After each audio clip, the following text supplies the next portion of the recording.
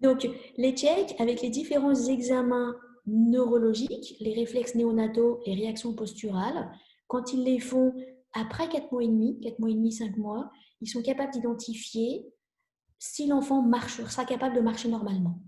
Donc, parce qu'il y a un schéma très important à cet âge-là, et il faut que ce schéma-là soit répercuté au niveau neurologique et au niveau des mouvements spontanés de l'enfant. Et si ça ne colle pas, l'âge développemental est plus immature que l'âge de l'enfant. Et du coup, il y a certains schémas indispensables à la locomotion qui se mettent en place à ce moment-là. Donc, et ça, ils peuvent l'identifier sans souci. Voilà. Donc, et faire un traitement le plus tôt possible, ciblé sur cette différenciation des membres, le schéma croisé, la stimulation, et refaire que justement membre inf, membre sup soit de nouveau synchronisé avec l'agencement du tronc. Voilà. Surtout sur ce que nous, on a des difficultés à faire, parce que ça, moi, je n'ai pas été bien enseignée sur ce côté-là, sur les bébés un peu mous, les hypotoniques. Donc, comment je peux faire pour les stimuler? C'est plus facile de diminuer un enfant hypertonique que de stimuler un bébé, un enfant hypotonique. Et grâce à ça, je peux doper un peu leur connexion neurologique, les rendre un peu plus fortes. Je couple ça avec des conseils sur le maniement, comment porter bébé et comment maman et papa, les grands frères et les grandes sœurs peuvent stimuler, donner des stimulus orientés, thérapeutiques, à l'enfant de façon à ce qu'il soit plus dynamique dans sa coordination. Super. Donc, et ça, c'est vraiment super top. Le 4 mois et demi, je ne te cache pas, je pense qu'on va le revoir après, sur les pédiatries 2.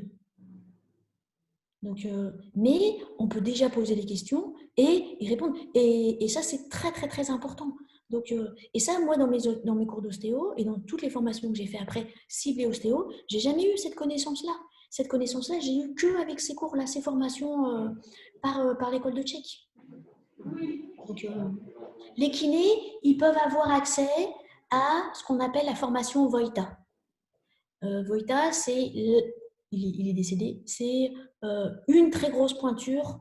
Il était neuropédiatre. Attends, il avait un troisième truc, mais je ne me rappelle plus, là ça m'échappe. Et il a développé tout un protocole d'examen et de traitement au niveau des enfants. Et ça, ce cours-là, il est ouvert que pour les kinés. Donc, il existe depuis 2 ans, je crois, aussi en France, en français, mais que pour les kinés. Voilà. Donc, parce qu'ils ne connaissent pas les ostéos et que c'est organisé en Allemagne par les Allemands. Et pourquoi? Je ne sais pas. Voilà, parce que c'est au niveau international, c'est comme ça. Et du coup, mais voilà, et ça, ils montrent comment traiter les enfants pathologiques. Et là, tu peux vraiment doper le système neurosomatique, rachis et périphérique, pour minimiser la problématique pathologique et les tendre vers quelque chose de plus optimum et de moins dégradant. Et plus tu soignes trop tôt, plus c'est rapide. Et leur quantité de soins, c'est plusieurs fois par jour par les parents et une fois par semaine par le praticien pour voir et réévaluer, faire la suite, redoper, corriger le parent dans les exercices et ainsi de suite. Donc, exercice maniement et ça marche super bien. Donc, et j'ai eu l'opportunité, quand j'ai vu Magdalena travailler dans son cabinet, de voir accidentellement le même enfant à plusieurs mois d'intervalle et sur des enfants pathologiques, t'es estomaqué, quoi. Donc, c'est assez dingue. Voilà. J'espère que j'ai lancé assez de carottes. Ouais. Merci, Lucia.